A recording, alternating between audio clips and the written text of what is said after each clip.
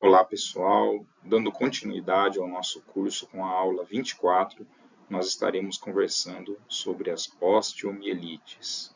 Meu nome é Ricardo Cavalcante, sou professor de infectologia aqui da Faculdade de Medicina de Botucatu.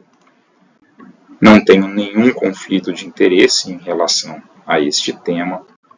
E dando início com o nosso caso clínico, nós temos aqui o nosso paciente de 54 anos de idade, sexo masculino, de base tinha um diabetes não insulino dependente, usava apenas hipoglicemiantes orais, e chega ao pronto-socorro com uma história de 10 dias de dor lombar, mal-estar e uma leve parestesia nos membros inferiores. E há 2 dias tinha tido um pico de febre de 38 graus. Os sinais vitais se mostravam estáveis, não tinha nenhum sinal de gravidade. E aos exames laboratoriais não havia leucocitose, mas chamava atenção uma proteína C reativa bastante aumentada, de 17,8. Mediante a queixa desse nosso paciente, era uma dor lombar bem significativa, com necessidade de analgesia bastante potente, com um opioide para controle da dor. Ele foi submetido a um exame de coluna, primeiramente uma tomografia, depois uma ressonância, que demonstrava para nós um comprometimento importante de 2 vértebras, assim como do disco intervertebral, mostrando que esse paciente tinha, portanto, um comprometimento neste local, bastante sugestivo de uma osteomielite vertebral e de uma espondilodicite. O que é, então, uma osteomielite? Então, a gente define uma osteomielite como uma inflamação acompanhada de destruição óssea que pode ser causada tanto por bactérias, por fungos ou por micobactérias.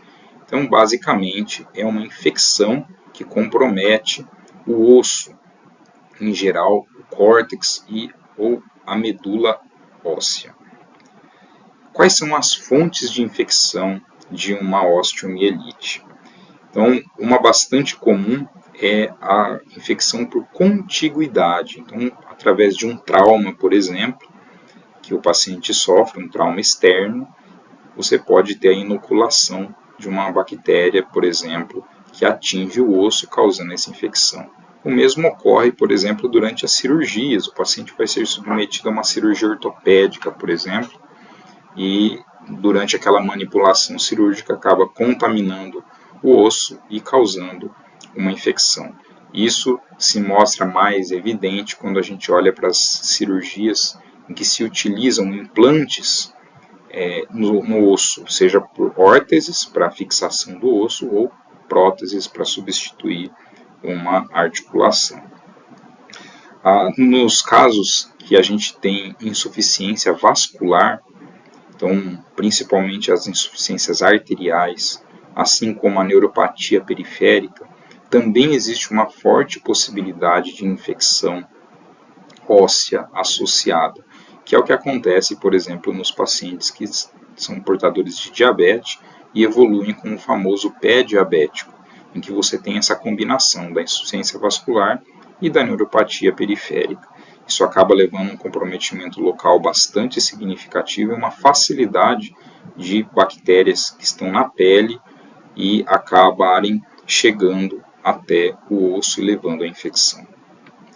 E por fim, a gente vai ter as disseminações hematogênicas, que também é uma forma de se adquirir osteomielite, muito observada nas crianças. Então, a osteomielite mais comum que a gente vê em criança é a hematogênica, através de um foco de infecção à distância. Às vezes, nenhuma infecção, às vezes pode ser um trauma fechado, às vezes pode ser algo que desencadeia uma bacteremia transitória, mas que faz com que aquele agente pare no osso e leve à infecção, que é o que acontece também nos casos de mal de Pote, que é uma tuberculose óssea, geralmente comprometendo a coluna vertebral. Como que acontece a osteomielite? Então, toda osteomielite, ela sempre vai se iniciar, como a gente pode observar nessa figura aqui, com um pequeno abscesso que se forma no córtex do osso. Então começa com um pequeno abscesso, comprometendo essa região do córtex. Esse abscesso ele vai aumentando de tamanho. Esse aumento de tamanho faz com que ele comprima as estruturas da medula óssea, assim como o periósteo. Isso desencadeia uma série de reações inflamatórias e também, ao mesmo tempo, como a tábua óssea ela é uma tábua geralmente fina, esse comprometimento, esse abscesso, ele acaba levando à isquemia de toda a região do entorno, o que leva, consequentemente, à necrose óssea. Então, em geral, nos pacientes com osteomielite, além da gente ter o abscesso, a gente tem muita necrose óssea que fica ali no entorno. E como a gente vai ver mais adiante, esse é um dos fatores que dificulta bastante o tratamento dessas infecções. E se essa osteomielite não é tratada, não é resolvida, geralmente as osteomielites agudas a gente vai encontrar nesta fase aqui, que são abscessos maiores, já com necrose óssea, com comprometimento do periósteo, mas quando isso não é tratado e isso se perpetua, a gente pode evoluir para esta fase aqui, em que a tentativa de um processo inflamatório e a tentativa desse osso em se reorganizar para conter aquela infecção, acaba se fazendo uma osteogênese, o que leva a essa condição que é o chamado sequestro ósseo, ou seja, você tem um pequeno osso formado dentro daquele abscesso, dentro daquela região de osteomielite, que é uma característica das osteomielites crônicas, assim como as fistulizações, as drenagens fistulosas desse conteúdo purulento que está dentro do osso para fora, muitas vezes fistulizando para a pele, e esse paciente vai exteriorizar esse conteúdo purulento. Então, esse estágio que a gente observa aqui nesta figura, ele é um estágio característico da osteomielite crônica, enquanto que os demais estágios aqui que são iniciais são mais característicos da osteomielite aguda. Um importante fenômeno que nós temos na osteomielite é a formação do biofilme. Durante muito tempo se acreditou que os biofilmes eles se formavam apenas nos materiais estranhos ao organismo humano. Então, no material protético, num catéter. E com o tempo e com o avançar aí do conhecimento, se observou que os biofilmes eles podem se formar em tecidos humanos. Um deles é o tecido ósseo. Então, como a gente pode observar aqui nessa figura, isso tem sido bastante estudado para o Staphylococcus aureus, no caso da osteomielite, uma vez que ele é o principal agente causador de osteomielite. Os biofilmes que se formam, então o Staphylococcus chega através da corrente sanguínea, ali forma-se esse biofilme interno dentro do osso, dentro da medula óssea, e consequentemente, após a formação desse biofilme, ele acaba se estendendo e comprometendo, portanto, a tábua óssea, formando aquele abscesso e que vai crescendo e dando toda a evolução de uma osteomielite. Esse biofilme é super difícil de ser removido e muitas vezes vai demandar um debridamento cirúrgico para que isso aconteça. Como eu falei para vocês, o Staphylococcus aureus ele é o principal agente causador de osteomielite de modo geral, quando a gente pega as osteomielites de modo geral.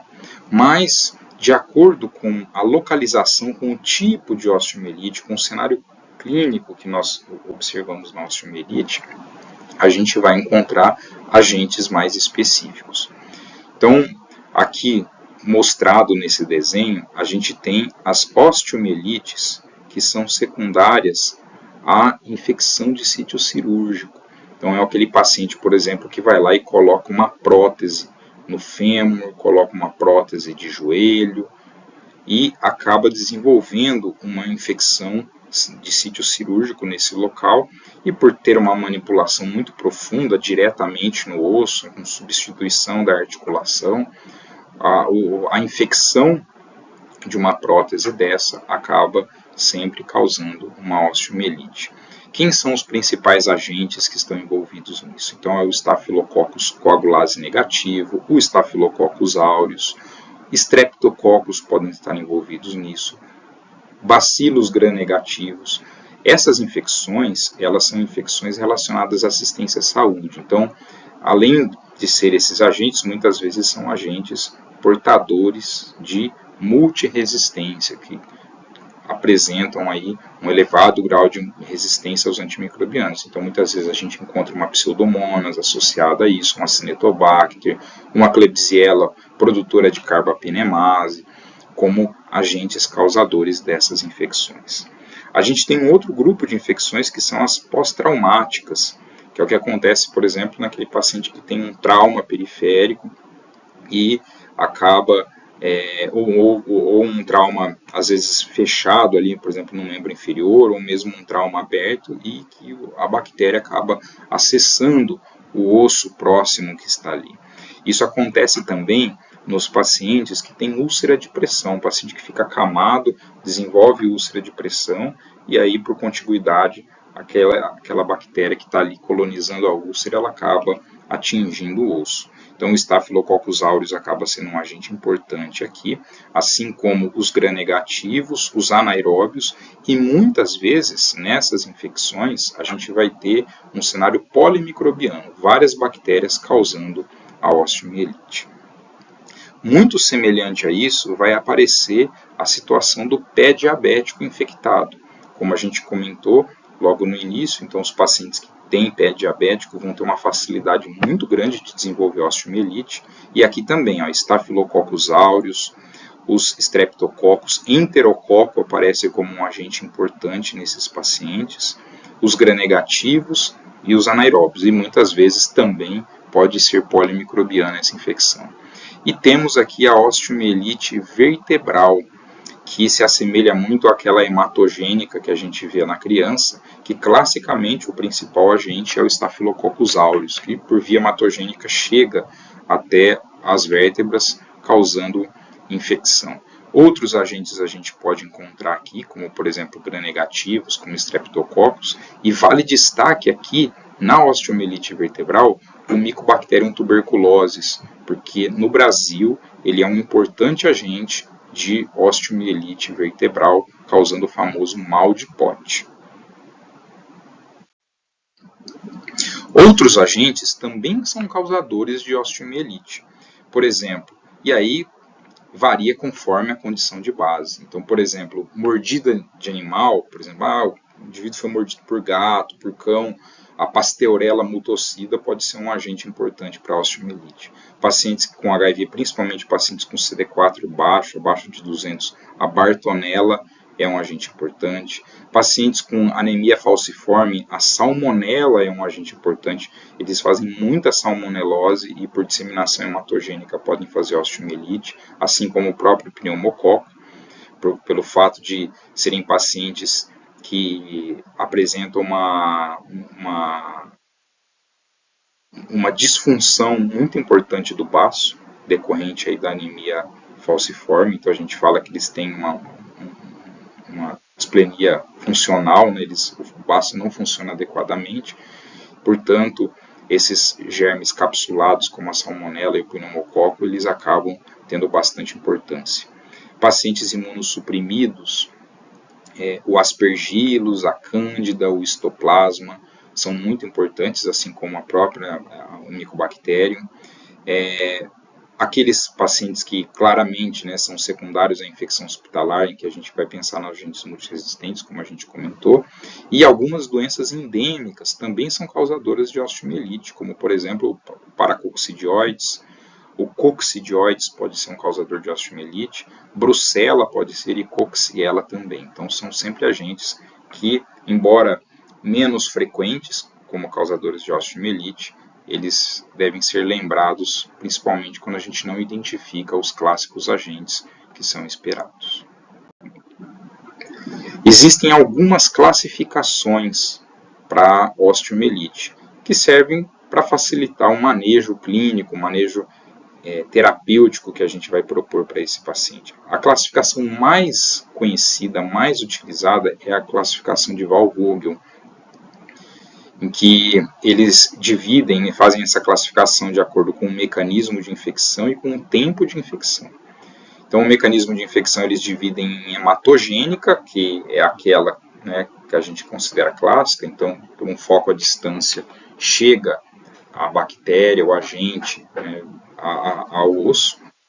A por contiguidade, que a gente vai ver ali no trauma, na úlcera por pressão, por exemplo, na infecção de sítio cirúrgico, que, né, por contiguidade vai chegar o agente ali, e as associadas à insuficiência vascular, que é o que a gente vai observar classicamente no pé diabético. E observa em outras doenças, como por exemplo a hanseníase, é uma situação que a gente tem que sempre recordar.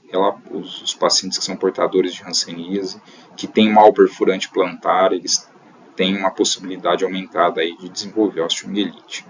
E o tempo de infecção divide em aguda e crônica, né? Então, aguda seria aquele episódio inicial de osteomielite, e a crônica, aqueles pacientes que já são recidivantes, então aqueles que já apresentam mais de uma vez, então já foi tratado uma osteomielite, ele volta novamente com um novo quadro, então essa é uma característica da osteomielite crônica.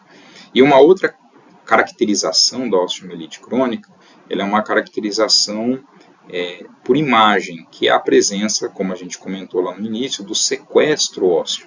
Então, quando a gente encontra sequestro ósseo na imagem, isso chama atenção e fala muito a favor de que aquela osteomielite é crônica e não mais uma osteomielite aguda. Provavelmente um tempo de evolução bastante longo. Uma outra classificação que é utilizada, e é uma classificação mais cirúrgica, mais utilizada pelos ortopedistas, que é a classificação de Saerney-Maeder. Ele tem uma classificação anatômica, que divide lá em osteomielite medular, superficial, localizada e difusa, como a gente vê nesse desenho, nessa figura, e também de acordo com o hospedeiro, se o hospedeiro é normal, se tem um comprometimento local, se é sistêmico ou se tem condições clínicas precárias. Então é uma outra classificação, mais para vocês saberem que ela existe, né? Ela pode ser utilizada. A gente na prática clínica, na hora do manejo dos pacientes com osteomielite, acabamos utilizando muito mais a classificação de Wahl-Vogel. Começando então, e baseado muito na classificação do Wahl-Vogel, para a gente poder entender um pouquinho da osteomielite, das manifestações de cada uma dessas formas que ela se apresenta, começamos aqui com a osteomielite hematogênica aguda, que é uma condição muito característica das crianças pré-puberais, principalmente meninos, no sexo masculino. Então, em geral, essas crianças sofrem uma bacteremia por Staphylococcus aureus por algum outro motivo. É uma infecção de pele e partes moles, é uma pneumonia, alguma infecção, pode ser de uma via aérea superior, uma sinusite, uma otite média, faz uma infecção por Staphylococcus aureus em outro sítio distante daquele osso, ou um trauma que faz uma infecção, uma bacteremia secundária, um trauma fechado. Então aí não é por contiguidade, ele é um trauma fechado, não há nenhuma conexão entre a área do trauma e o osso. Às vezes o trauma é bem distante, mas faz a bacteremia pelo estáfilo. E aí esse estáfilo, então, ele vai migrar na corrente sanguínea, vai circular e ele para justamente na metáfise distal, né? Então, a metáfise distal está aqui na figura para a gente recordar onde fica, dos ossos longos. Então, geralmente é uma osteomielite de ossos longos e que se encontra na metáfise distal desses ossos. Então, isso é o que caracteriza essas osteomielites hematogênicas agudas, e que clinicamente vai se manifestar como? Com febre, calafrio, mal-estar, dor, edema local e limitação do movimento. Então, ele faz um quadro clínico mais exuberante, mais característico e que fica mais fácil para se pensar nessa possibilidade diagnóstica. Como uma variante da osteomielite hematogênica aguda, a gente vai ter a osteomielite vertebral. Por que uma variante? Porque a osteomielite vertebral também é uma forma de osteomielite hematogênica, ela também vai por disseminação hematogênica. Mas, enquanto a gente chama lá osteomielite hematogênica aguda, que é uma doença muito característica de criança, a vertebral, por outro lado, ela é característica da população adulta. Então, é como se ela fosse a forma hematogênica aguda do adulto. Então, é aqui onde a gente vai encontrar mais no adulto. E aí, como que geralmente se desenvolve? Então, a bactéria vai por via hematogênica, chega lá na coluna, ela em geral compromete o disco intervertebral, então geralmente a gente vai ter espondilodicite, né? Você vai ter uma inflamação do disco vertebral associado e geralmente há um comprometimento de pelo menos 2 vértebras. É muito comum se ver o comprometimento de 2 vértebras, por quê? Porque ele vai pela rota arterial e a artéria, ela geralmente irriga as vértebras, né, sempre em pares, então ela irriga a vértebra superior e inferior àquele disco, de maneira que o comprometimento muitas vezes vai estar acontecendo nessas 2 vértebras. Então essa é a cara da osteomielite vertebral. O principal agente, a gente comentou que é o Staphylococcus aureus, então, como eu falei, dissemina de focos à distância, como pele e pulmão, é um trauma fechado. Endocardite, muitas vezes a gente pode ver isso, o paciente tem uma endocardite por Staphylo aureus e faz uma osteomielite secundária. Ele tem, por exemplo, um cenário que tem que a gente sempre ficar atento, ele faz uma infecção primária de corrente sanguínea, o paciente que está usando um catéter venoso central, que está usando um marca-passo, que está usando um balão intraórtico, e isso pode se disseminar e parar no osso, levando a osteomielite. Um outro agente que chama bastante atenção nesse cenário é o Mycobacterium tuberculosis, que também vai por disseminação hematogênica do foco pulmonar, onde forma lá o complexo primário do Mycobacterium tuberculosis e causa essa doença, levando ao conhecido mal de Pote, que é essa osteomielite vertebral pelo Mycobacterium tuberculosis. Como que se manifesta essa doença? Então, o paciente pode ter febre, dor lombar é muito comum, porque o principal comprometimento no caso do estáfilo é lombar, enquanto que no mal de Pote ele fica geralmente um pouco mais alto, é mais tóraco-lombar, então você tem mais comprometimento de vértebras torácicas do que lombares no caso do mal de Pote. Então, geralmente ele vai estar nessa transição. Enquanto que, geralmente, no estáfilo, ele é mais baixo, ele é mais lombar mesmo. É menos comum da gente ver o comprometimento de vértebras torácicas. Então, febre, a dorsalgia vai estar presente. Alterações neurológicas podem ser presentes pelo comprometimento ali, quando você faz a osteomielite, faz a espondilodicite, você acaba comprometendo muitas vezes o canal medular por edema. Não é nem que há uma lesão direta ali, mas por edema, às vezes comprime uma estrutura nervosa, uma raiz nervosa que está saindo, ou comprime a medula espinhal, e aí você pode ter alterações neurológicas associadas, pode ter parestesia, pode ter paresia, então são sinais que a gente tem que ficar atento. Além do que aqui também aumenta atividades inflamatórias, a gente vai ver isso mais adiante. No caso do mal de Pote, você pode ter outros comprometimentos associados à tuberculose também. Então, por exemplo, pode ter comprometimento pulmonar da tuberculose. Então, isso também ajuda a gente a pensar nesse diagnóstico. Quando a gente chega, puxa vida, chegou um paciente aqui e tem uma osteomielite vertebral, o que poderia ser? Quer dizer, se há um comprometimento pulmonar, se há aquele quadro mais crônico, mais arrastado, perda ponderal, sudorese noturna, isso faz a gente pensar fortemente na tuberculose como sendo a causa dessa osteomielite vertebral. Uma outra forma de osteomielite é como manifestação de uma infecção de sítio cirúrgico, que certamente, nos dias de hoje, é a forma mais comum de osteomielite de se observar. Então, aquele paciente que é submetido a um procedimento cirúrgico ortopédico e acaba evoluindo com uma infecção no local da cirurgia, seja com ou sem material sintético, ou seja, pode ser que não tenha órtese, não tenha prótese e faça infecção do mesmo jeito.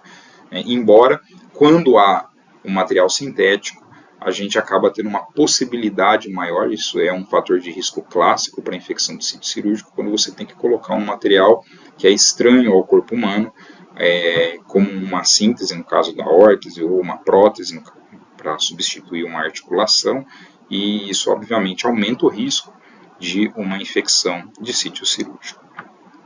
Então, que fatores aumentam o risco de você desenvolver osteomielite quando submete um paciente a uma cirurgia ortopédica? Então, a presença de infecção de pele e partes moles aumenta-se o risco. Múltiplas cirurgias, principalmente se tiver duração de maior que 2 horas. Uso de dreno, a presença de diabetes e a insuficiência cardíaca. Então, esses são fatores que já foram identificados que aumentam o risco para uma infecção, para uma osteomielite que se manifesta como uma infecção de sítio cirúrgico. No caso, dentro da classificação da infecção de sítio cirúrgico, a gente considera como uma infecção órgão-espaço, diferente da infecção profunda e da superficial. Se a gente pegar a história natural da evolução dessa osteomielite como manifestação da infecção do sítio cirúrgico, o que acontece? Se a gente fizer uma linha do tempo, como está nessa figura aqui, então aqui a gente tem a cirurgia, e quando essa osteomielite se manifesta nos primeiros 3 meses pós-cirurgia, em geral, a gente vai ter um paciente que manifesta febre, que tem edema, que tem eritema, que tem dor local, que sai secreção na ferida operatória. Essa condição aqui é mais fácil da gente pensar na hipótese da osteomielite, porque a manifestação clínica ela é mais evidente, é mais claro que esse paciente tem uma infecção e faz a gente fortemente, como sai secreção na ferida, faz a gente pensar assim, puxa, temos que ver se não tem lesão no osso, se a infecção é só superficial ou se ela é profunda e você tem já um comprometimento por conta da cirurgia e uma osteomielite. Aqui, nesse cenário desses primeiros 3 meses, o Staphylococcus aureus acaba sendo um agente mais comum, seguido aí dos bacilos gram-negativos. Então, claramente como uma IRAS, como uma infecção relacionada à assistência à saúde. Passados os 3 meses da cirurgia, a osteomielite ela continua, pode aparecer mesmo passado esse tempo. Ela passou 3 meses, ainda pode ter osteomielite? Ainda pode ter osteomielite. Mas aí o que vai chamar a atenção? A manifestação clínica dessa osteomielite, ela já vai ser bem mais leve, vamos dizer assim, bem mais amena. Então, como que ela vai se caracterizar? Em geral é dor local. Então você já não tem aquele sintoma sistêmico importante, não tem febre, não vai ter uma manifestação local, assim, inflamatória, aquele sinal flogístico evidente, assim, fica vermelha, fica quente. Não, vai doer. Basicamente o paciente tem dor, uma dor que muitas vezes é progressiva, é persistente, e o que vai ajudar muito a pensar nessa hipótese é quando faz fistulização. Então lembrem, lá no começo, quando eu mostrei a evolução da osteomielite da aguda para a crônica, que eu falei para vocês assim, olha, quando a osteomielite começa a durar muito tempo, aquele abscesso ósseo, ele se caracteriza por 2 coisas. Então, uma é formar o sequestro ósseo, então forma aquele pedaço de osso dentro do abscesso. A outra é a fistulização, então aquele conteúdo purulento que está dentro do osso, ele vai perfurar ali o periósteo, as partes moles até chegar na pele, e aí ele faz essa fistulização. Esse achado, quando o paciente chega, tem dor e tem fístula cutânea, isso facilita muito a gente pensar, olha, isso provavelmente é uma osteomielite crônica e é muito característico já desses pacientes, portanto, que já a infecção já está lá há bastante tempo. O Staphylococcus coagulase negativo, ele é o campeão causador dessa infecção pós-operatória, quando você tem mais de 3 meses de cirurgia. E esse cenário aqui, ele é um cenário que ele pode perdurar por bastante tempo, mas, em geral, após os 24 meses da cirurgia, a gente já não vai ver mais esse cenário causado pelo Staphylococcus negativo. Aí, muitas vezes, a infecção ela já não é mais uma infecção de sítio cirúrgico, ou seja, ela não foi uma infecção que foi adquirida no momento da cirurgia.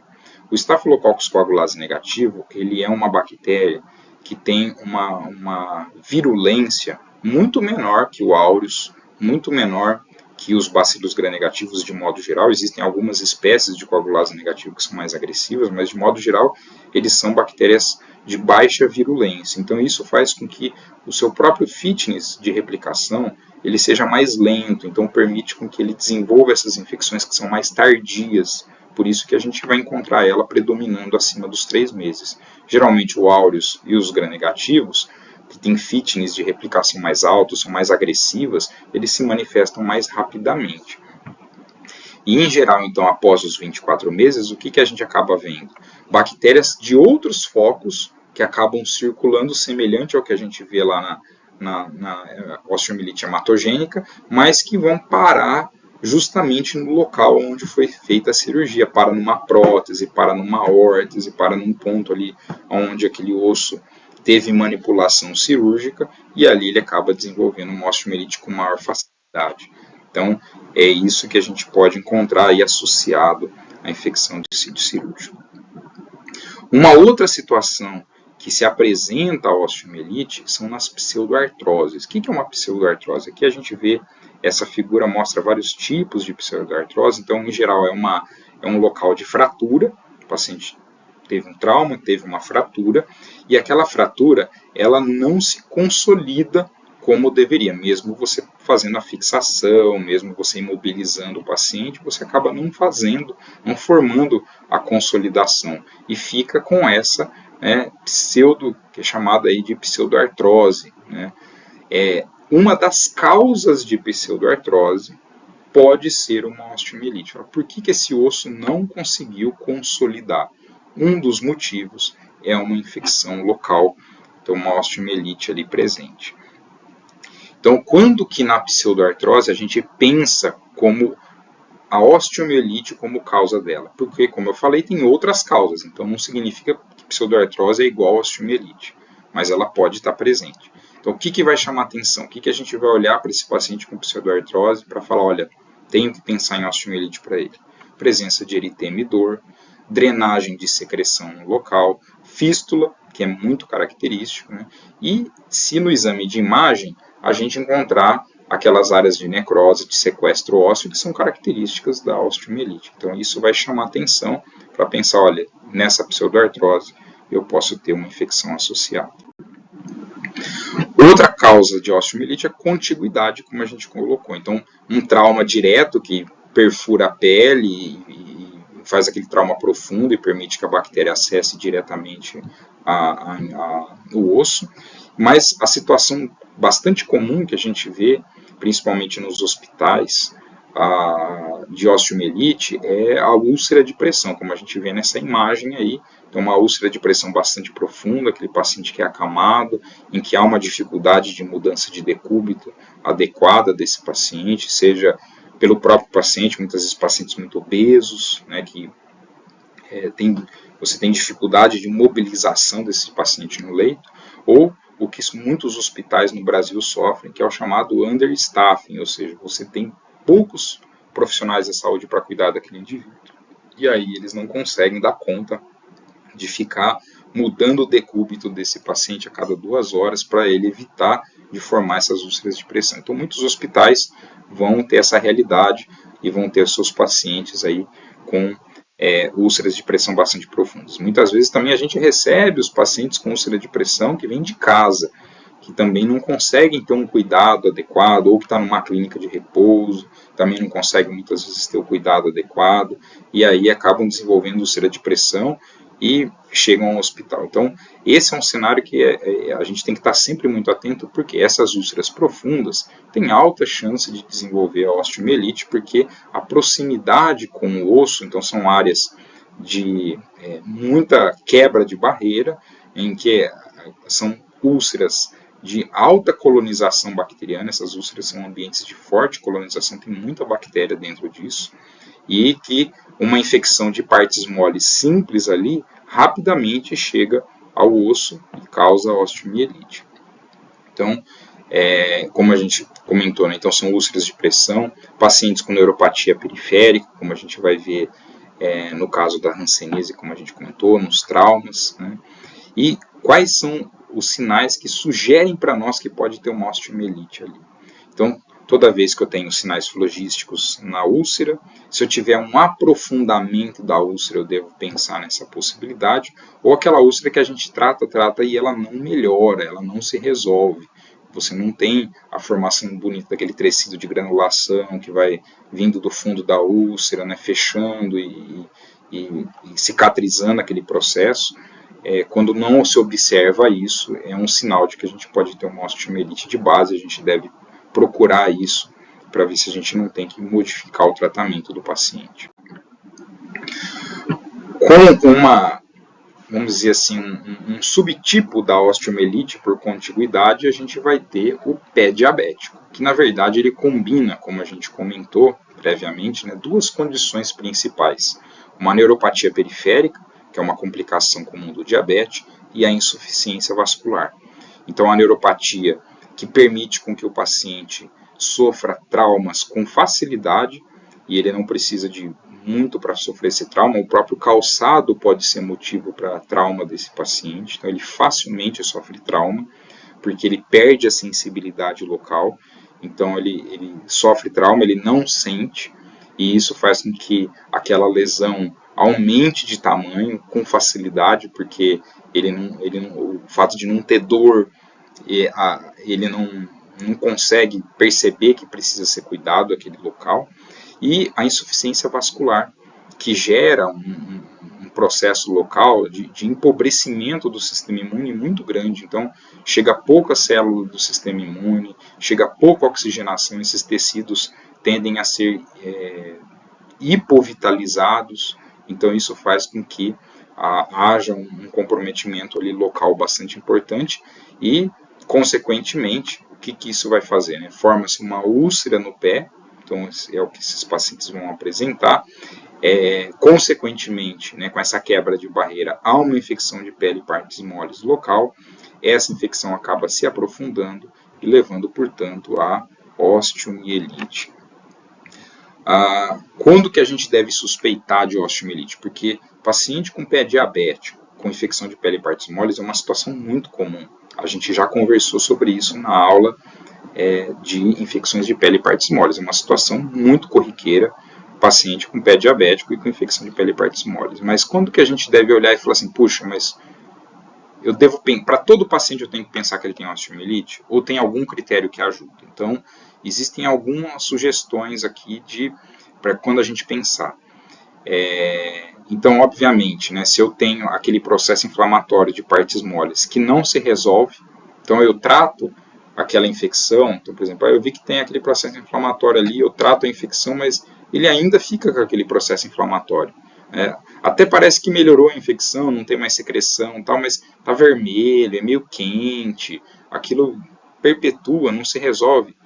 Pode ser um sinal de osteomielite. Úlceras que começam a ficar mais crônicas, então aquela úlcera, pela própria definição, né, senão seria uma ulceração, né, são a úlcera propriamente dita, quer dizer, aquela lesão crônica, né, que já começa a perdurar. Então a lesão acima de uma semana já é considerada uma lesão que pode ser suspeita. E se essa lesão ela estiver sobre uma proeminência óssea, por quê? Porque é mais fácil, esse contato com o osso acaba sendo mais fácil de acontecer e, portanto, a gente tem que pensar que pode ter uma osteomielite de base. Então, sempre tem que ficar muito atento se não há uma osteomielite presente. Nos pacientes com pé diabético, é muito comum a gente ver osteomielite crônica. Por quê? Porque como ela acontece com facilidade, e esses pacientes têm perda de sensibilidade, então e a manifestação clínica local, às vezes, ela frustra, muitas vezes eles já vão chegar com uma osteomielite que está lá há muito tempo. Então já cronificou, já tem sequestro ósseo, às vezes tem fistulização, e o que agrava mais ainda, né, e dificulta mais ainda o tratamento desses pacientes. Como que a gente pode fazer diagnóstico de osteomielite? Então existem exames laboratoriais gerais que a gente pode solicitar, por exemplo, o hemograma, em que a gente pode ver uma leucocitose, pode ver, mas em geral a gente só vai ver isso na osteomielite hematogênica, principalmente naquela da criança. Aí a gente vê leucocitose, neutrofilia, desvio à esquerda, porque você teve bacteremia, estáfilo circulou. Então, nesses casos que acabam a gente vendo mais leucocitose. Nos outros, provável que a gente encontre, né? A frequência de leucocitose acaba sendo muito baixa. O que ajuda um pouco mais são as provas de atividade inflamatória. Então, por exemplo, o VHS, velocidade de hemossedimentação, proteína C reativa, que são medidores de atividade inflamatória, né, a procalcitonina, dosagem de interleucina 6. Na prática, o mais comum, né, que vai ter no acesso à maior parte dos hospitais, é o VHS e o PCR, que ajudam bastante. São duas provas que são bastante úteis aí, embora sejam completamente inespecíficas. O grande propósito, né, da gente fazer essas dosagens é muito mais para seguimento desses pacientes. Então, eles têm um valor preditivo positivo muito baixo, porque eles são inespecíficos, né? Se a gente tiver uma infecção de pele e partes moles, ele vai alterar, então não vai ajudar. E também o fato deles serem normais, eles não excluem osteomielite, então o valor preditivo negativo deles também é baixo. Então, eles acabam tendo uma utilidade muito grande, como eu comentei, para a gente avaliar a resposta ao tratamento, como a gente vai ver mais adiante. No pé diabético, nos pacientes que fazem osteomielite por pé diabético, tem bastante estudo avaliando marcadores inflamatórios, porque como eu comentei com vocês, são pacientes que chegam muito ao serviço de saúde com essa demanda da úlcera no pé diabético, muitas vezes com infecção de partes moles, e aí você sempre fica naquela questão, será que eu tenho? Toda hora tem que procurar osteomielite? Não tem? Então, eles procuram mais nesse cenário, que é um cenário que tem muito fator de confusão, quando que a gente deveria procurar osteomielite. Então, eu trago aqui para vocês essa revisão sistemática com meta-análise, que é bastante interessante, em que eles avaliaram esses marcadores inflamatórios como uma possibilidade de indicar a presença de osteomielite. Então, o que eles encontraram? Foram dois achados interessantes. Um deles é que, se utilizando a classificação de pé diabético, uma classificação que é definida aí pelos últimos guidelines, né, de pé diabético, que eu não vou adentrar em detalhes aqui, porque senão prolonga muito o assunto e a gente escapa um pouco do foco da nossa aula. Então, pé diabético grau 2, o PCR se mostrou com uma acurácia melhor para suspeitar da osteomielite, e para pé diabético grau 3, a procalcitonina foi o marcador que mostrou o melhor resultado. Então, é um mecanismo, uma ferramenta que ajuda a gente a pensar. Então, é um grau 2, eu tenho um PCR aumentado, osteomielite talvez devesse ser considerado sempre, né? E procalcitonina, se for um grau 3 aumentada, aí a gente também deveria ir atrás. Embora a procalcitonina seja um marcador que poucos hospitais, efetivamente no Brasil, acabam tendo a possibilidade de fazer pelo custo mais alto que tem. Outra ferramenta que nos auxilia muito no diagnóstico da osteomielite é o exame de imagem. E começando do mais simples que a gente tem, que é a radiografia. Então, um raio-x, um simples raio-x, pode ajudar bastante no osteomielite. Então, como a gente vai ver aqui nessas imagens, aqui a gente vê uma lesão, né, de osteomielite no hálux, né, do paciente. Aqui a gente vê uma lesão de osteomielite aqui na tíbia, bem característica, né? Então, o próprio simples raio-x o simples raio-x ósseo pode ser suficiente para a gente poder identificar, né, uma osteomielite. Então, que alterações a gente pode encontrar? Então, no início, né, nos primeiros dias de osteomielite, com menos de 7 dias, no raio-x, apenas edema de partes moles a gente vai encontrar, não vamos conseguir ver nada muito característico. Para ver alguma lesão óssea, para ver uma desmineralização óssea, a gente precisa de mais de 7 dias, entre 7 e 14 dias a gente já observa. Reação periostal, que é mais específico para uma osteomielite, é de 14 dias a 3 semanas. E a osteólise trabecular e cortical, que é muito cara da osteomielite, aí tem que ser mais que 3 semanas. Então, isso faz com que o raio-x é um exame que ajuda bastante, muito útil. É um exame fácil, de acesso fácil, né? A maior parte dos serviços de saúde vão conseguir com facilidade, mas ele é um exame pouco sensível nas fases iniciais da osteomielite. Então, se eu pegar um paciente com um sintoma muito precoce, é muito provável que eu não encontre nada no raio-x. Aí eu vou precisar de outros exames, como a gente vai ver em breve. Então, agora, é um paciente, por exemplo, é um pé diabético que já está lá, já está com aquela lesão, já tem mais tempo, que se fala, puxa, o raio-x aqui ajuda bastante, porque a gente consegue, geralmente são lesões, são infecções que já estão instaladas ali há mais tempo. Um outro exame que auxilia bastante é a cintilografia. A cintilografia, que é um exame de medicina nuclear, que você vai utilizar lá um radiofármaco, né, para poder identificar onde que ele vai captar. A ideia aqui é que a gente observe a captação óssea da cintilografia. Existem várias técnicas de cintilografia para uso em osteomielite. A grande vantagem dela é a sensibilidade. Imagine um teste altamente sensível que consegue detectar a osteomielite com 24 horas após o início dos sintomas. Então, é um exame que pega fases muito iniciais. Então, essa é a grande utilidade da cintilografia para a osteomielite. Então, como eu falei, são várias técnicas que tem. Então, a cintilo com tecnésio simples, que é a mais utilizada, assim, mais amplamente difundida, né, que você consegue encontrar em mais locais. Existe a cintilografia com tecnésio, em que você faz uma marcação de leucócitos, ela tem uma especificidade, ganha em especificidade. A cintilografia com galho, que também ganha em especificidade, embora a cintilografia com galho ela tenha sido muito estudada para osteomielites vertebrais e para osteomielite de externo. Para outros osteomielites, né, de outros sítios, a gente tem muito pouco dado com galho, então não se sabe se para esses outros locais a gente tem esse ganho de especificidade quando a gente usa o galho. E tem também o PET, né, o PET, seja o PET sem ou com tomografia, o PET ele também é uma ferramenta que se utiliza de uma maneira bem significativa, que tem uma sensibilidade também, e aqui, né, o caso do PET, um ganho de especificidade em relação a por exemplo, uma cintilografia simples com um tecnésio. Outro exame é a tomografia. A tomografia também pode ser utilizada, é um exame que também é útil. E a tomografia ela tem uma vantagem em relação a todas as outras técnicas.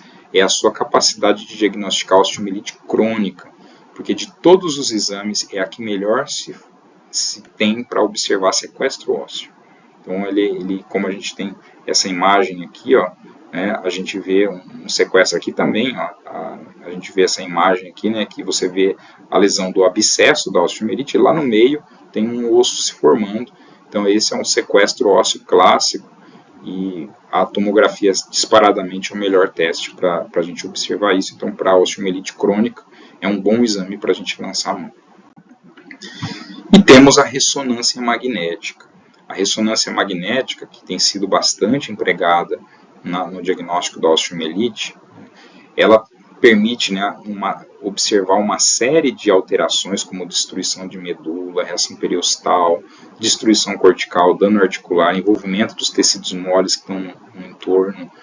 Ele é um exame bastante completo e muito útil para o diagnóstico da osteomielite. Então, hoje, a ressonância é considerado o exame de imagem mais sensível para esse diagnóstico, né? Independente do local, do sítio da osteomielite, ressonância, quando a gente pega estudos como esse, que não são estudos tão recentes, já de 2007, mas que mostram, por exemplo, comparado à cintilografia com o tecnésio, que é um exame muito sensível, né, a sensibilidade da ressonância ela ainda é maior. Então, ela tem uma sensibilidade maior e ela tem uma especificidade maior do que esses outros exames de imagem também. Então, isso auxilia muito, né, o uso da ressonância como método diagnóstico de uma osteomielite. Essa tabela é bem interessante porque ela faz uma comparação entre esses esses exames de imagem, né, mostrando aqui, né, a radiografia que a gente percebe, vejam, uma sensibilidade baixa, né, uma especificidade razoável aí, a ressonância que combina os dois de uma maneira mais significativa, tanto sensibilidade quanto especificidade, a tomografia que fica abaixo da ressonância, mas muito útil, como eu falei para vocês, para as osteomielites crônicas, ultrassonografia para osso é muito ruim, então a gente não tem estudos que mostram, né, embora ela possa ser utilizada, existem possibilidades de uso, mas como uma recomendação geral, assim, a gente acaba evitando, né, a ultrassonografia. A cintilo, que como eu falei para vocês, uma sensibilidade super boa, mas vejam a especificidade, 25%, ou seja, é muito inespecífico esse exame, isso acaba dificultando para a gente fazer esse diagnóstico, né? A cintilo com leucócito marcado já tem ganho de especificidade, né? E o PET, como eu falei para vocês, que também tem uma sensibilidade, uma especificidade muito boa. Então, tem alguns desses exames, então, ressonância, PET, cintilo marcada com leucócito, são exames que acabam sendo muito úteis. Qual que é o problema? O problema é que esses exames todos são exames de alto custo. Então, ressonância é alto custo, PET é alto custo, a cintilo com leucócito marcado é alto custo. Então, são exames caros, que se a gente for pensar em termos de atendimento em grandes proporções, muitas vezes é difícil da gente ter acesso a esses exames. Então, às vezes, pode ter no sistema privado com mais facilidade, embora muitos planos de saúde, muitas operadoras não banquem esses testes, não vão custear esses testes pelo custo que eles têm, que acaba ficando muito caro. E no sistema público, muitas vezes você tem um contingente muito grande de pacientes e acaba não conseguindo fazer esses exames para todos os casos. Então, muitas vezes a gente começa dos testes mais simples, começa de um raio-x, uma tomografia que às vezes é mais fácil de conseguir, para depois, ou uma cintilo com tecnésio simples lá, para depois progredir para esses outros exames quando a gente precisa avançar em métodos diagnósticos. Para fazer o diagnóstico de confirmação de uma osteomielite, como é que eu tenho certeza que eu tenho osteomielite? Basta eu ter a clínica, ter a imagem? A clínica e a imagem vão ajudar muito, né? Se encontrar um sequestro ósseo lá, dificilmente vai ser outra coisa que não uma osteomielite. Mas a certeza, o diagnóstico confirmatório, ele é dado pela biópsia óssea. De modo geral, se exige 3 fragmentos ósseos para situações de modo geral, e se eu tiver prótese ou órtese, 5 fragmentos para poder dar esse diagnóstico. Então, o que a gente faz com esses fragmentos? Faz histopatológico, para ver se eu tenho sinais claros ali de osteomielite, e faço cultura para ver se cresce nas culturas desses fragmentos alguma bactéria, algum agente que me permita identificar qual é o agente etiológico. Lembrando que o histopatológico, para alguns agentes, ele acaba sendo muito útil, como por exemplo o Mycobacterium tuberculosis, que às vezes na cultura não é tão fácil de você conseguir obter ele, mas você consegue no histopatológico identificar que tem granuloma, que tem bacilo álcool ácido resistente, fazendo uma coloração de Ziehl-Neelsen. Às vezes para fungos você vai conseguir lá um Gomori Grucol, um PAS, que vai permitir uma identificação do fungo ali naquele tecido ósseo. Então isso vai ajudar, por isso que fazer essa combinação de histopatológico com cultura é sempre importante, porque você consegue ter uma amplitude maior da sua ferramenta diagnóstica e, ao mesmo tempo, consegue dar um diagnóstico mais preciso para esse paciente, para saber, olha, ele realmente tem uma osteomielite e como que a gente vai tratar ele daqui para adiante. Voltando então lá para o nosso caso clínico, né, do nosso paciente que então fez a ressonância e tinha aquela lesão lá na coluna, tinha sinal de osteomielite de espondilodicite, ele foi submetido, portanto, a uma biópsia vertebral e a um debridamento para que pudesse se verificar se isso é uma osteomielite ou não e saber qual que pode ser o agente causador, caso seja uma osteomielite. E foi empiricamente entrado com oxacilina 2 gramas EV de 4 em 4. Empiricamente. A gente vai ver aqui. Então, algumas osteomielites, é importante que a gente já inicia o tratamento de forma empírica. Então a gente faz o procedimento e já começa com um tratamento. Para quê? Porque são pacientes que têm sintomas sistêmicos mais importantes. Então lembre que no nosso paciente aqui ele chegou com febre. E esses pacientes que têm osteomielite hematogênica, por exemplo, eles muitas vezes chegam com manifestações sistêmicas mais significativas. Então não é um paciente que dá para a gente ficar esperando muito para poder tratar, vou esperar o resultado da cultura para ver com que antibiótico eu entro. Não vai dar tempo, a gente vai ter que entrar empiricamente com alguma coisa, no caso a oxacilina é o antimicrobiano indicado. Em relação aos agentes causadores, né, hoje se tem utilizado ferramentas muito interessantes, como por exemplo a metagenômica, né, o sequenciamento por metagenômica, que tem permitido a identificação de múltiplos agentes, inclusive infecções polimicrobianas. Tem sido usado em muitos cenários, embora ainda com um custo muito alto. Então, ainda muito focado, na maior parte dos locais, em pesquisa, centros de pesquisa que conseguem lançar a mão dessa técnica. E para a osteomielite crônica foi feito esse estudo aqui, que utilizou metagenômica, né, e que comparou então as culturas, o resultado das culturas obtidas de fragmento ósseo versus o obtido da metagenômica, ou seja, o quanto que eu consegui obter ali da metagenômica. E o que eles encontraram, na verdade, né, que foi que, de modo geral, não houve grandes benefícios da metagenômica para a cultura comum, mas quando a gente olha especificamente para anaeróbios e para Mycobacterium tuberculosis, aí a metagenômica foi muito superior do que a cultura. E por quê? Porque, na verdade, é mais difícil a gente ter isolamento de cultura de anaeróbio, né? O meio para anaeróbio é um meio mais específico, né? Não cresce em qualquer meio de cultura, não é tão simples você isolar um anaeróbio, assim como o Mycobacterium tuberculosis, que você também precisa de um meio específico, precisa de bastante tempo para fazer aquele isolamento. Então, ferramentas moleculares acabam auxiliando mais nesse contexto. Em relação ao tratamento da osteomielite, a gente tem 3 grandes pilares de tratamento. Então, um deles é o desbridamento cirúrgico, o outro é a antibiótico terapia e, especialmente na osteomielite crônica, o controle das doenças de base, como, por exemplo, o diabetes, que precisa ser bem controlado, precisa ser melhor manejado para que a gente consiga um sucesso terapêutico mais adequado. Então, lembrar que esses são os 3 pilares centrais aí do tratamento. Pensando então no desbridamento cirúrgico, né, a gente tem que lembrar que a osteomielite, lembrando dessa nossa figura aqui, ó, que nós vimos lá no início, né, a osteomielite, ela nada mais é do que um abscesso ósseo. Então, sempre que tem osteomielite, tem abscesso no osso. Tendo abscesso, né, ele acaba sendo uma área de baixa vascularização. Então, o antimicrobiano, como é que vai chegar ali? Assim como é que chega a célula inflamatória para fazer a defesa? Então, você tem baixa penetração de antimicrobiano, tem pouco acesso de célula inflamatória. Essa condição é uma condição que torna o desbridamento cirúrgico mandatório numa osteomielite. Então, tratar uma osteomielite sem desbridamento cirúrgico tem alta chance de falha terapêutica. O desbridamento cirúrgico ele vai ter um papel muito importante.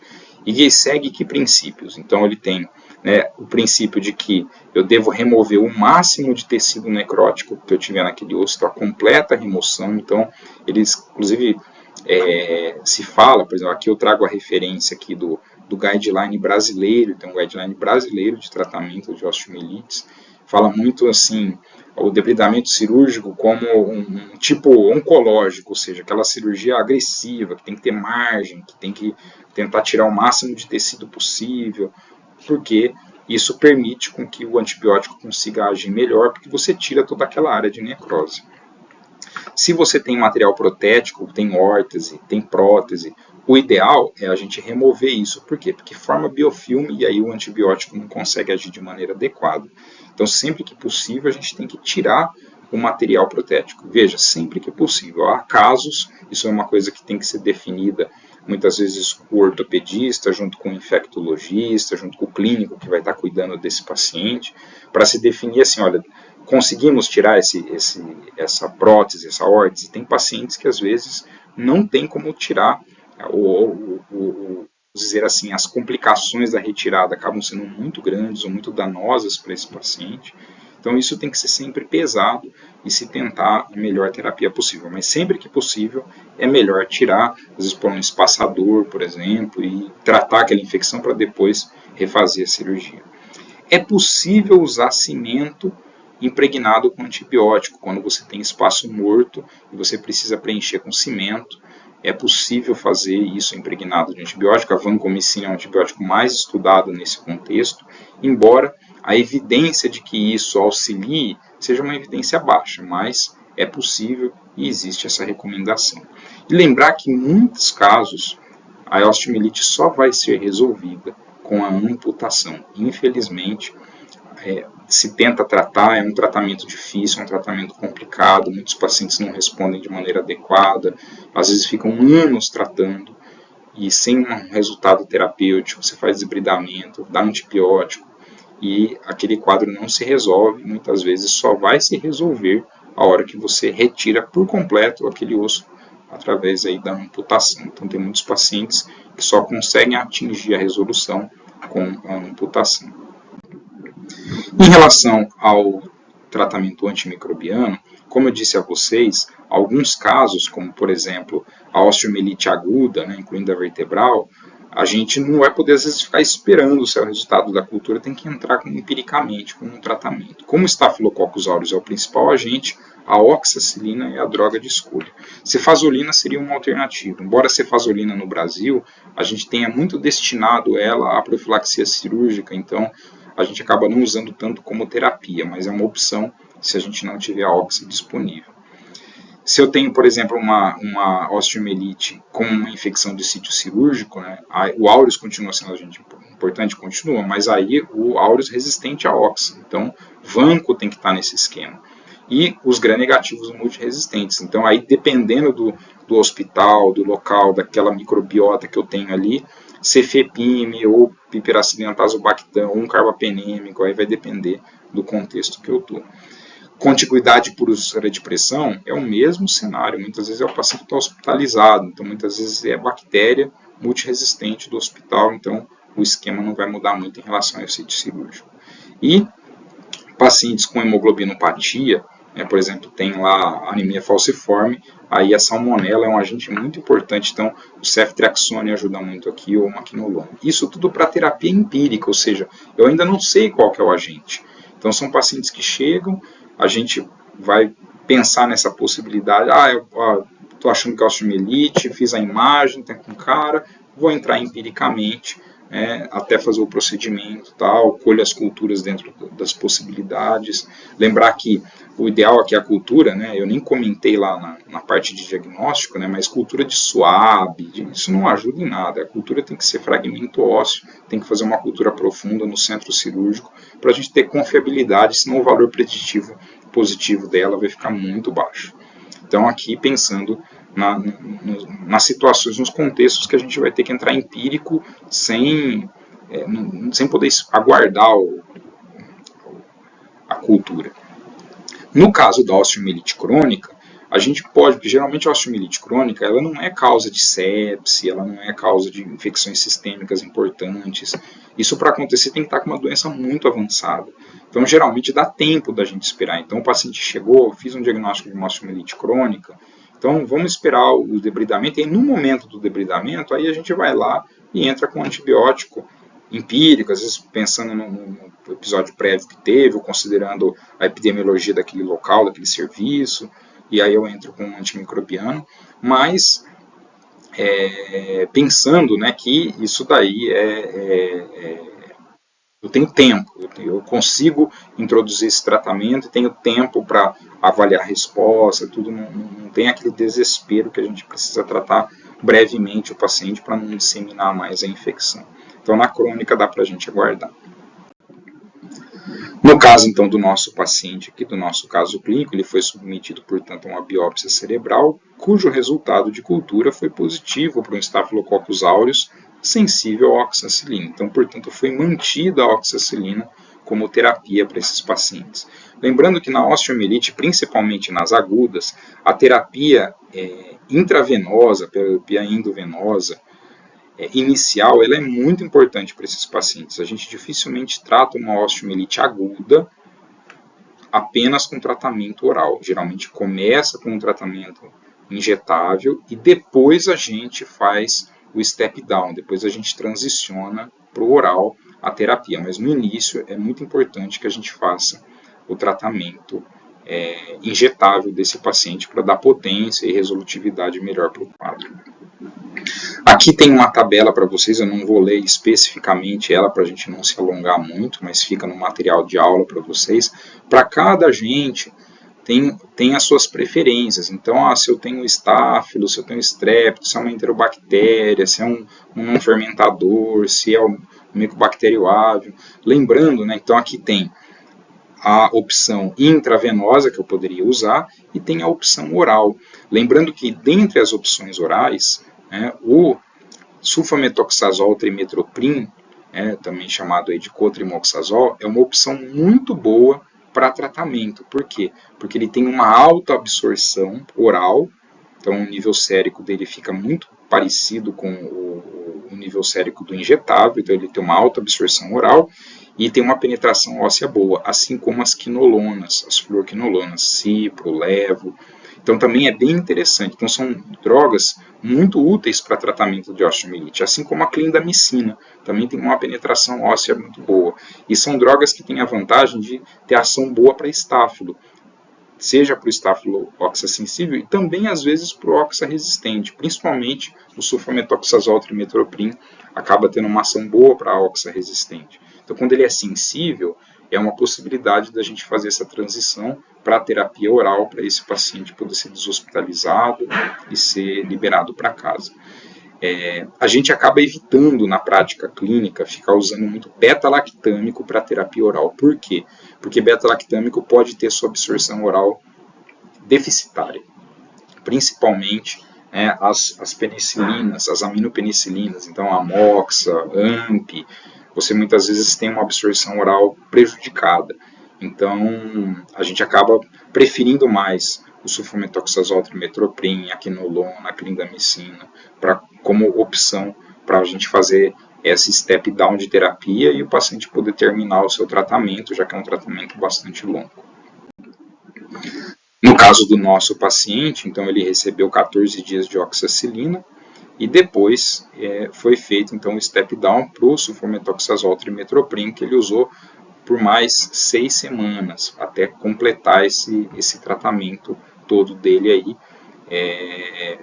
No caso desse paciente, acabaram se fazendo aí 8 semanas de tratamento. Uma outra droga que aparece muito na discussão da osteomielite é a rifampicina, que está marcada aqui. Ó. Esse slide a gente já discutiu ele na aula 10, quando a gente falou de medicações que têm ação sobre o biofilme de Staphylococcus aureus, e a rifampicina aparecia lá, olha, uma medicação que reduz significativamente o biofilme do Staphylococcus. Então, ela acaba sendo uma droga que também se discute muito o seu uso dentro do tratamento da osteomielite. A gente tem poucos estudos clínicos que avaliam a combinação de um antibiótico com rifampicina. Esse daqui é um deles, é um dos mais clássicos, que ele é de 1998, publicado no JAMA, em que eles têm uma casuística pequena de pacientes, mas eles encontraram uma taxa de cura de 100% em quem usou cipro com rifampicina versus cipro com placebo, que a taxa de cura foi aqui em torno de 68%. Então, isso faz com que isso sugere para a gente, né? Puxa, a rifampicina deve potencializar esse efeito porque age no biofilme. Mas essa recomendação, ela aparece, a gente vai encontrar até mesmo no guideline brasileiro, você encontra essa opção de associar a rifampicina, mas falta ainda muito embasamento em termos de evidência para estudos clínicos. A gente tem muitos estudos experimentais. Em estudos experimentais, a gente tem inclusive a combinação com vários antibióticos, mas em estudos clínicos ela é bem limitada. Então, o que a gente tem para a rifampicina? Pensando na osteomielite, nunca usar como monoterapia, poucos estudos em humanos, a principal combinação em humanos é com quinolona e com o sulfametoxazol trimetoprim, então são cenários onde isso parece ter mais efeito, né? E lembrar que ela é uma medicação que a gente tem que ter cuidado. Tem muita interação medicamentosa e bastante evento adverso, então isso precisa ser monitorado de uma maneira mais próxima. Lembrando do pé diabético, né? No pé diabético a gente vai ter algumas particularidades. Então, em geral, a osteomielite ela vai estar presente nos pés diabéticos que são moderados ou graves, né? E aí a gente tem essas opções terapêuticas, como a gente já discutiu na aula de infecção de pele e partes moles, como amoxicilina, clavulanato, né? Uma cefalosporina de segunda ou de terceira como uma alternativa. E aí, para pacientes que fazem uso recente de antimicrobiano, olha, piperacilina, tazobactam, ertapenem ou céfalos de terceira. Se tiver necrose ou gás, precisa cobrir anaeróbio, né? E paciente que é grave e não respondedor, aí a piperacilina, tazobactam, carbapenêmico associado com vanco ou linezolida. Então, ele vai seguir aquela mesma regrinha das infecções de pé diabético, porque os agentes são os mesmos. Aqui, no caso, a diferença só é que, em vez da infecção estar só na pele, ela vai atingir também o osso, causando que os agentes vão ser exatamente os mesmos. Tempo de tratamento na osteomielite. Habitualmente, osteomielite aguda tem uma recomendação de 4 a 6 semanas de tratamento, então esse é o tempo que se espera para tratar. E no caso da crônica, é onde existe a grande dúvida. Então a gente trata pelo menos 4 a 6 semanas, mas não se tem definido muito bem qual que é o tempo de tratamento. A média, na maior parte dos serviços que fazem tratamento, que tem serviços especializados para tratamento de osteomielite, o tratamento é de 6 meses. Então vejam que isso é bastante demorado, é um tratamento bastante longo e um tratamento que acaba tendo muitas dificuldades, principalmente se a gente não tiver terapia oral disponível. E aí muitas vezes a gente vai ter que fazer um tratamento endovenoso ambulatorial, que vai ser tema de uma aula específica que a gente vai dar aqui nesse curso. Existe essa discussão, será que a gente precisa de todo esse tempo? Então tem essa revisão sistemática com meta-análise que vem tentar responder essa pergunta, será que eu posso tratar a osteomielite com menos tempo, preciso 4 a 6 semanas? Então, nessa revisão sistemática aqui, eles não encontraram diferenças entre tratar menos que 4 a 6 semanas ou 4 a 6 semanas, não foi observado diferença, embora quando a gente olha aqui o diamantezinho final, que forma aqui ó, do gráfico do Forest Plot, ele está quase todo para o lado da terapia de 4 a 6 semanas, favorável à terapia de 4 a 6 semanas e não com menos tempo. Então isso chama atenção que, embora não tenha diferença, parece que a terapia de 4 a 6 semanas é realmente o mais adequado. Então ele não teve diferença, é marginalmente significativo, né, para esse desfecho, né, de terapia mais longa, mas é importante a gente notar nessa revisão sistemática aqui é que a heterogeneidade dos estudos ela é muito grande. Então, o que é medido lá pelo I², né, que a gente vai encontrar na revisão sistemática. Então, isso faz com que esse resultado ele seja um resultado mais questionável. Será que realmente é isso? Então, a gente precisa de mais corpo de evidência para poder mudar alguma conduta em relação à questão do tempo de tratamento. Um outro dado bastante importante na osteomielite é controle de cura. Por ser uma infecção com tempo de tratamento bastante prolongado, com risco de falha elevado, um controle de cura é sempre bom. Então a gente combina 3 fatores, que seria a resposta clínica, a gente espera que o paciente tenha uma boa resposta clínica, que ele normalize as suas atividades inflamatórias, então que normalize o PCR ou o VHS, dependendo do que eu estiver usando para controle, e que eu tenha uma resposta também no exame de imagem. E no exame de imagem é preferível eu usar ou cintilografia, em qualquer uma daquelas técnicas, ou tomografia.